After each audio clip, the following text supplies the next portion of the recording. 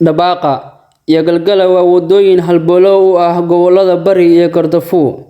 Waa wadooyin rafaad xoog leh oo ka jiro in ka badan nus qarni. Haddaba wadada Dabaaqa ayaa ah wadada kaliya ee ugu dhow wadooyinka soo gala gobolka Gaardafuu, sida uu noo cadeeyay gudoomiyaha gacanta ku haya wadada Dabaaqa, Maxamed Jaamac Tagox, iyo Caaqil Maxamuud Salaad Cabdalle ayaa si wada jir ah baaq ugu diray madaxweynaha maamulka Puntland, Siciid Cabdullaahi Dani, golaha baarlamaanka, culimada iyo guddiga gacanta ku haya dhaqaalaha loo ururiyay wadooyinka gobolka Gaardafuu, iyo guud ahaan bulshada reer Puntland oo iyaguna qayb ka ah soo ururinta dhaqaalaha.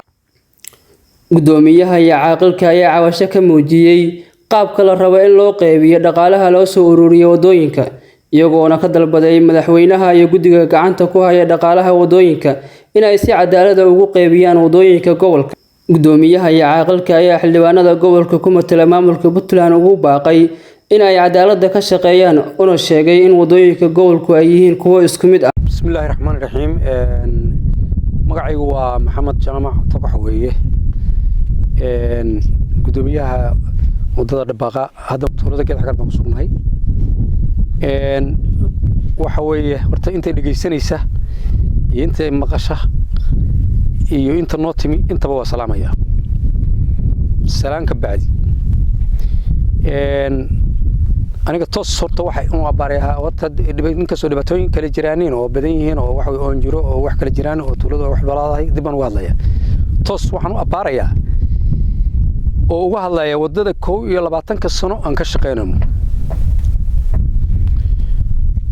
oo waxa weeye halbowlaha u ah deegaanka gobolka Gaardafuu lama degmada Calula isku xidha ilaa Boosaaso ugu daweyn wadooyinka gobolka gala ee la sameeyay 1995 dowladda Talyaaniga sameysay dowladda Siyaad Barre cid ka dameysan ayaan gacan saaray markii laga reebo hay'adda WFP oo siisay 441 waa la garan karaa wax taro waa raashin 441 aan siin hadda muddo ilaa iyo 6 sano 7 sano kama aanan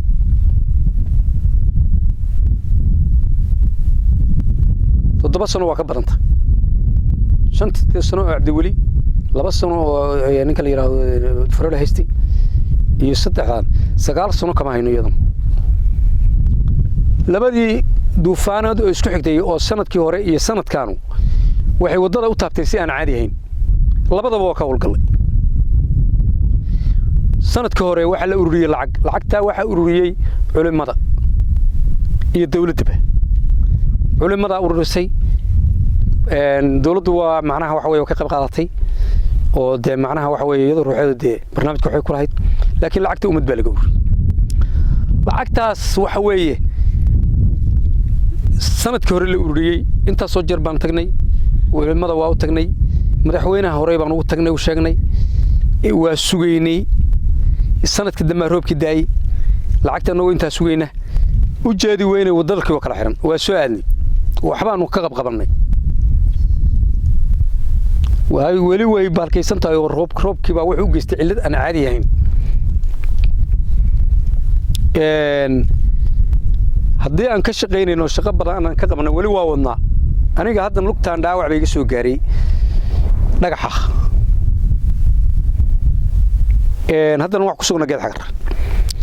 lacagtii culimadu haysay oo aan sugeynay waxaan codsanaynaa wadooyinka gobolka Gaardafuu baa loo ururiyay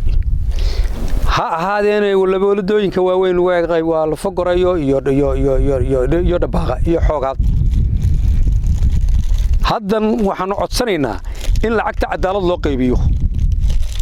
madaxweynaha waa kala hadlay culimada waa kala hadlay mashruucan waxa weeye intaan dabada ka waday iyo intaan ogay baarlamaanka Puntland baa wasiirada Puntland baa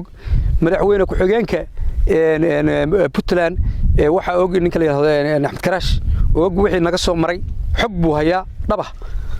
oo ka hayaa shaqada aan qabanay waxay ku jirtaa YouTube-ka ninkii rabaa waxaan qabanay culimadii isimadii shacabkii shaqadaanu qabanay kullu tuuta waxay ku jirtaa YouTube-ka oo laga soo deekira ana wax qabad been wax ku doonmeen la waxaan rabnaa marka oo codsanayna oo dawladda ka codsanayna oo madaxweynaha ka codsan wax kasta madaxweynaha dusha laga saar madaxweynaha waxaan ka codsanaynaa lacagtina cadaalad loo qaybiyo wadooyinku waa ka isugu mid waa gobolka Gardafuul waa ka wadooyinkayagii kullu tuut waa u baahnay aniga waxa way barnaamijkii markii uu roobku daayay garawaan joogay waa soo baxnay gudoomiyaha wadooyinka jidkan soo raacnay dabaqaan tagnay la fogoraan tagnay kullu tuut waa tagnay ma gartay cidna uu taba jiro qof ka hadlay labada wadooyintu tago shacab oo ka hadlay wadooyinka toos uga hadlay oo tagay aniga ma jiro annaga waxaan rabnaa cadaalad wax lagu qaybiyo oo cadaalad la muujiyo hadda ka hor dowladda Cadda Muuse lacag baa soo baxday la fogor lagu furay raalli baanu ka nahay waxa weeye waa lagu furay wadada islaam madamar wadada gobolkayga wey mid kale atim waa lagu furay wadadan maxaa loo taaban waay tan maxaa loo annaga tan waxa loo taaban laayahay oo mar kasta loo taaban laayahay maxay tahay shacab baa ku nool dad baa ku nool emergency markuu dhaco hadda wadooyinka baa go'ay madaxweynuhu wuxuu ka degay meesha la yiraahdo wuxuu ka degay degmada Calula airportka waxa ka degay Axmed Garash baa ka degay barasabku casarku wuxuu joogay Boosaaso waa la weydiin karaa waa soo wadada ma fudhay wadada hadda galabtaan hagaajay baan waa soo maray ka dhaa tan buu ku soo maray muxuu mari waay kuwa waa ka dhowdahay goolis ruuxeeda lacag baa naga ballan qaaday wax tiri wadada fura waxa weeye ateena taagana dushan ka taagana been yiraahdeen oo taga waa nagu ballan fureen annaga miyaan islaan ahayn dhulka miyaan islaan degan wadada ma usda islaam lahayn maxay kaga duwanta wadooyinka waxaan codsanaynaa marka cadaalad codsanaynaa uma hadlistaan u hadlayo wali maanta ka hor uma hadlin laakiin waxaan ugu hadlayaa dee ninku markuu soo dulqaato waa soo xira lacagta ummadda laga ururiyay waxaan rabnaa cadaalad ku baxdo aniga gudoomiyaha wadada aniga أنا أنت مالجني كوب يلا بعتك الصنو وعمر خانتك السمدة وعكا برلمان كبدلان وعكا مدحوينياش الله ونعسى دوار انتين وحوي أنا صامر وين عبد الولي بكنور ما قرأت وحوي برنامج كلا قسمي لحنا كبرلمان كوحلا هردجي مشروع الله هردجي أنصحيين الدوكومنت كسميين واحد جري نباقة كده وحوي عد معناه برلمان كله عد سميين وحوي مركز وحوي عثمان باك عثمان دلبر باك قدومي كا برلمان قدومي الرئيس برشنا محمود علي قريب كاها ودول دوسو waxaan garoon u joogo intuu marxantii keen anaga waxaan nahay dad ku shaqeeya volunteer waxaan nahay dad ku shaqeeya sabr waxaan nahay dad ku shaqeeya waxa weeye dhulkeen hagaajan waxaan nahay dad ku shaqeeya cadaalad ku shaqeeyaan cadaalad ku shaqeeyo hadii taa wax la siiyo hadii 10 kun hadii la helo 5 iyo 5 nolol ka dhigo hadii kuwa kale laba macnaa wax weeye wixii inta kale anaga qabsanayna inta kale oo la waayo anaga qabsanayna wixii la waayo anaga qabsanayna dawladda walaad culimada dayan toos baan ku shaqeynayna anagu cid noo shaqeynayso waa la shaqeynayna waa ogolahay in la ku shaqeeyo dad cunno doonaya mini waxna dad wax qabad doonaya marka waxaan codsanay taas waxaan ka codsanay dawladdan la hadlaya oo culimada la hadlaya oo baarlamaanka la hadlaya oo ummadii kuwii hantida bixiyo lacagta bixiyay baa la hadlaya yaan tarkaf lagu sameyn oo cadaalad marka cadaalad ka lubto sadaqad ma noqdaan haddana waxaan ku sugnahay dabaaqa keed xagar baan ku sugnahay lambarkayga qofkii raba waa 7269 7269 buu iga soo wici karaa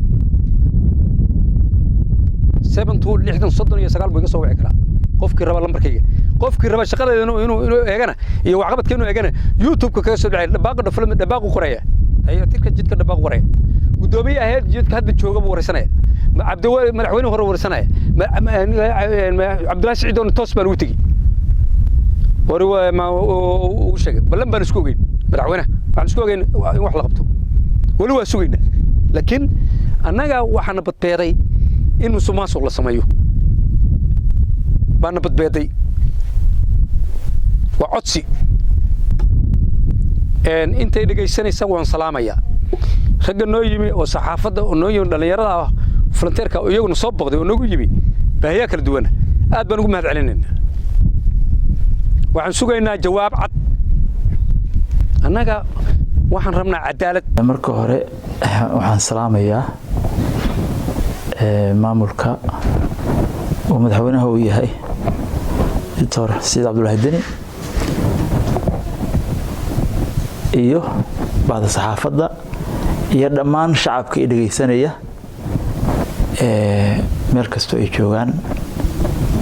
waxaan ku salaamayaa salaanta islaamka assalaamu calaykum waraxmatullaahi tacaala wabarakaatu salaan kadib waxaan rabaa inaan ka hadlo jidadka soo gala gobolka Gaardafuu inaan wax yar ka taabto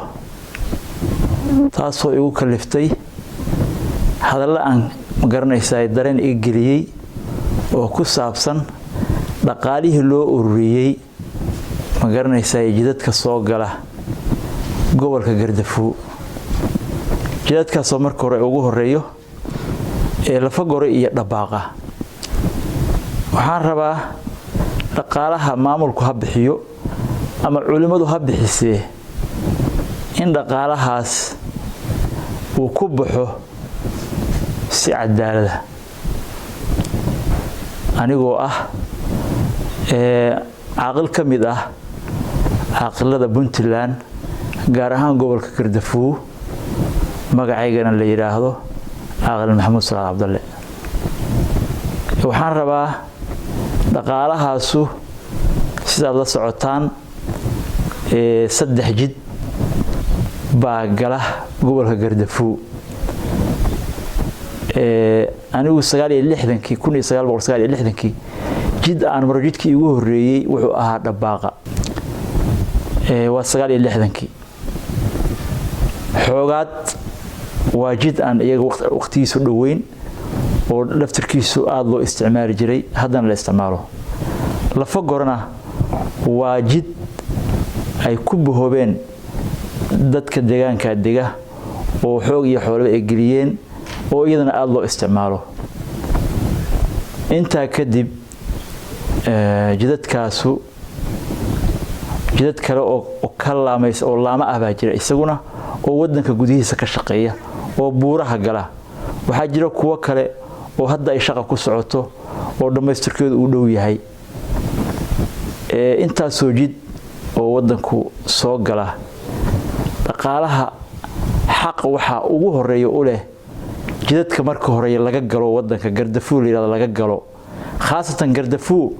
qayb baa jidha aan buuruhu ku teedsaneen ee banaan laakiin inta ay galaan waxa weeye waa inta xeebta u jeeda waxaan marka rabaa oo maamulka Puntland dawladda Puntland iyo culimada ka codsanaya dhaqaalaha maamulku bixiyay ama dawladdu bixisay culimada ururisay in loo qorsheeyo si cadaalad ah loogu qorsheeyo lacagtaas sababtoo ah ninka hadda maamulka u haya jidka leer Dhaqaaqa oo ku tiirsan deegaanada dhaardheer iyo kuwa soo jeeda ee xagga qandalo u soo jeeda loo maro oo gawaarida yaryar u badan ay maraan Lafagorena ay maraan gawaarida waaweyn labaduba ay isugu biyashawato inay Gaardafuu galaan mid walba xaq wuxuu u leeyahay in la siiyo ayaan jeclahay rajaynayaana Maxamed Jaamac Togox waa oday Soomaaliyeed waa oday in badan ka shaqeynayay jidka Dhaqaaqa gacanta isaga ku hayay shacabkana taageero waa ka heli jiray ama ari ha noqoto ama xoog ha noqoto ama magaranaysaa dhaqaale kaleba oo aan badnayn ha noqotee shacabkii meesha wadanka ku noolna waa garab taagnaa laakiin maamulka isaga mar kastaba gacanta ku hayay isaga magaranaysaa wax kasto gaara dayactirayay arintaas waxay leedahay ninku hadduu wax qabto inaan la sheego waxaan ku qasbanahay inaan sheegno jidka shaqada uu ka qabtay Maxamed Jaamac Togox adduunkana uu helaya aakhirna uu helaya waxaan rajaynaynaa dawladda Puntland inay sidaa u ogaato waxaan kale oo ka codsanayaa gudoomiyaha gobolka Gaardafuu iyo ku-xigeenadiisaba way og yihiin way maraan jidadka in loo wada baahan yahay way og yihiin ayaga lafkoodu inay ka hadlaan oo si cadaalad uga hadlaan baan ka codsanayaa si cadaalad inay uga hadlaan anoo ku hadlaya magaca odayaasha dhaqanka arintaas haddii cadaalad xumo ku baxdo eedeeda waxaan saaraynaa dowladda Puntland oo og arintaas si badanna oo ula socotay iyo culimada soo urursan lacagta halka inay cadaalad xumo ka dhacdo ma doonayno waa in lacagta cadaaladda si xaq ah loogu qaybiyaa si xaq ah waa in loogu qaybiyaa waa loo kala badin karaa wax dhibaato ma leh laakiin nin shaqeeyay oo inta shaqeynayay oo xoog iyo xoolaba gelinayay in la qadiyo wax ku jira xeer iyo dhaqan islaan midna wax ku jira ma arinta waa in la adkeeyo odayaasha laftirkeeda waxaan ka codsanayaa Gardafu khaasatan odayaasha gacanta ku haya lafa goray ayaga laftirkoodu waa anaanay u bareerin wax cadaalad xumo ay sheegaan cadaaladda sheegan iyo laftirkoodu waa ka codsanayaa anigu Gardafu meelan aan marin ma jiro meelan ka shaqeyn ma jiro jid aan marin ma jiro wadankaas waa isku dad waa isku ehel waa isku dhaqan wax kasta oo dib iyo dheefna way wadaagaan dib iyo dheeftana sidaan u wadaagi jiray waa inaan u wadaagnaa waa in maaragtay aan cadaaladdu khaasatan waliba waxaan ku sii daray hadalkayga goboladan ka soo jeeda maaragtay baarlamaanka xubnaha baarlamaanka ka soo jeeda Puntland ayaga lafkoodu waa inay taariikhda u gelin cadaalad xumo waa inay taariikhda u gelin waa inay cadeeyaan jidadka u baahan sameynta hadda waxa jira jidka leexda